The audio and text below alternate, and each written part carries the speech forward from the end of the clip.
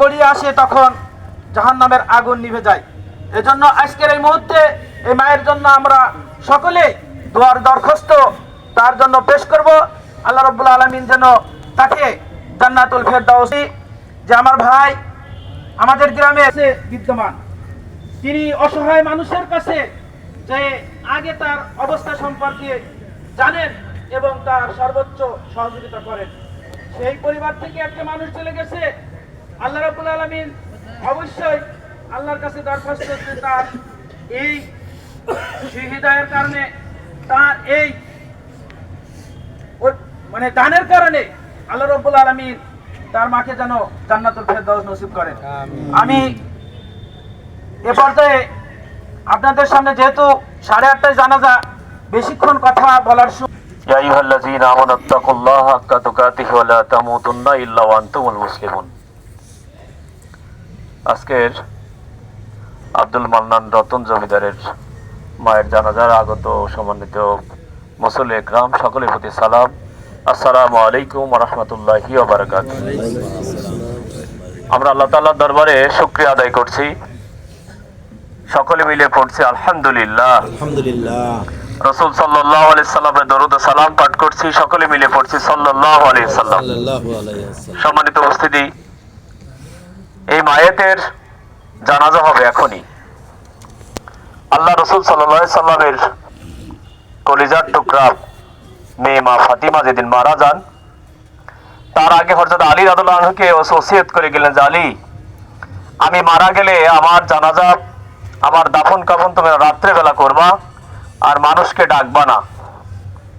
আপনারা জানেন এই রতন জমিদার আলমডাঙ্গার এমন কোনো প্রতিষ্ঠান নাই যে সেখানে তার দানের হাত বাড়িয়ে দেননি, তার টাকার অভাব নাই, কিন্তু তার একটি মায়ের ওসিয়ত ছিল, তুমি কোনো জায়গায় খুব বেশি মানুষকে জানাবা না।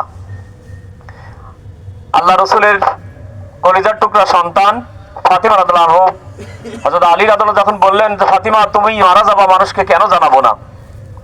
বলছে এজন্য জানাবা না। আরেকটা কথা বললেন যে আমাকে রাতের বেলায় জানাজা করাবা, দাফন করবা।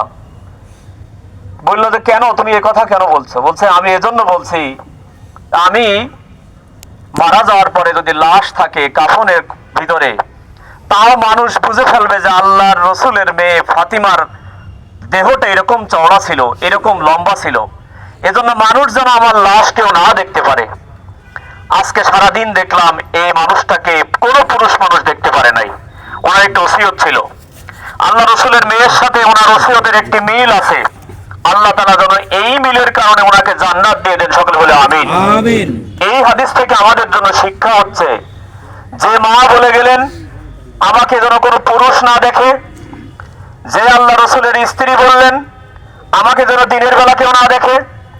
এখন আমরা যারা জীবিত থাকি, আমাদের স্ত্রীগুলা, আমাদের মেয়েগুলা কোন অবস্থায় থাকে?